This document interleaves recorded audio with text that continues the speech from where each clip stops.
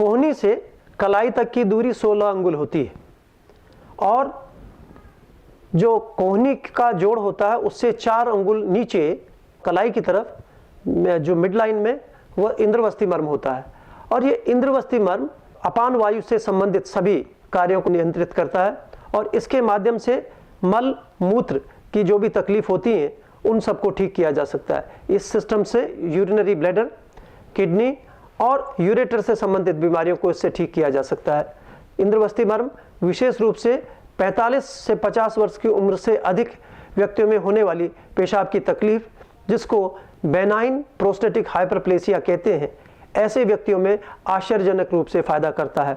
ऐसे व्यक्तियों में जिनको बार बार मूत्र त्याग करने के लिए जाना पड़ता है, विशेष रूप से रात्रि में 4 या 5 बार पेशाब जाने के लिए उठते हैं, उन व्यक्तियों में इंद्रवस्ती मर्म के माध्यम से इस फ्रीक्वेंसी को कम किया जा सकता है। हम जानते हैं कि इंद्र जल के देवता होते हैं और शरीर में जो भी जल के नियंत्रण की प्रणाली है उस सभी में इंद्रवस्ती मर्म काम करता है।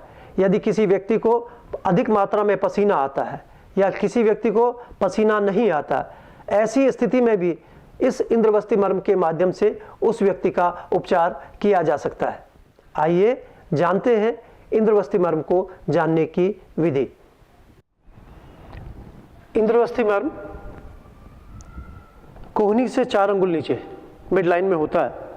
इसको आइडेंटिफाई करने के लिए आप अपनी उंगली से 4 अंगुली से नाप सकते हैं और 4 अंगुली के नीचे जो स्थान होता है उसको इंद्रवस्ती मर्म कहते हैं। इसको स्टिमुलेट करने की टेक्निक, अंगूठे से इस स्थान को पकड़ लीजिए और उसको दबाइए और छोड़िए। 4 अंगुल मध्य का स्थान इंद्रवस्ती मर्म कहलाता है।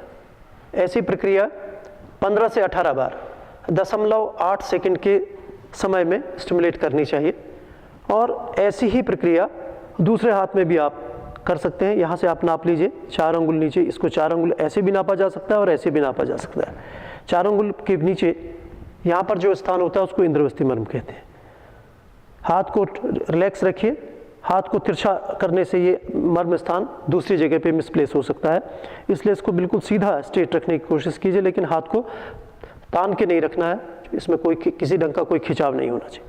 तो इंद्रवस्ती मर्म को दबाने के लिए दूसरे हाथ के अंगूठे से इसको 0.8 सेकंड का स्टिमुलस और 15 से 18 बार इसको स्टिमुलेट किया जाता है।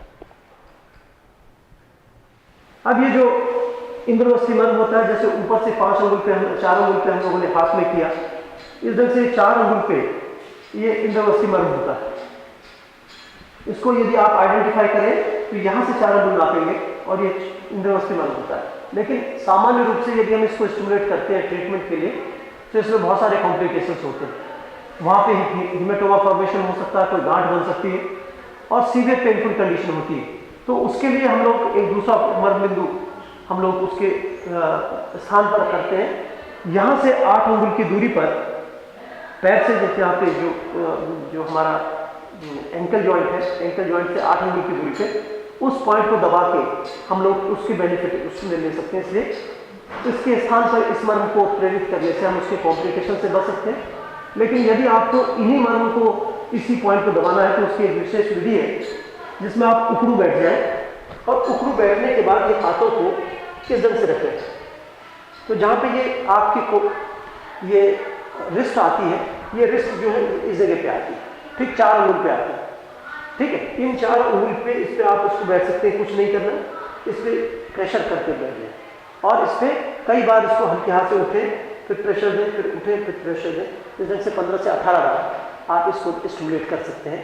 और सामान्य रूप से आप लोगों ने देखा होगा कि जिन बच्चों को जब वो स्टूल पास करते हैं, स्वेटिंग करते हैं, तो छोटे बच्चे लगभग इस पोज में, अक्सर इस पोज में बैठते हैं। ठीक है, तो ये जिन लोगों को कब्ज की तकलीफ होती है या पेट के और तकलीफ होती है, यदि वो इस ढंग से बैठ के स्वेटिंग करते हैं, मलत्याग करते हैं, तो उनको पेशाब करने में और मलत्याग करने में काफ़ी आसानी होती है।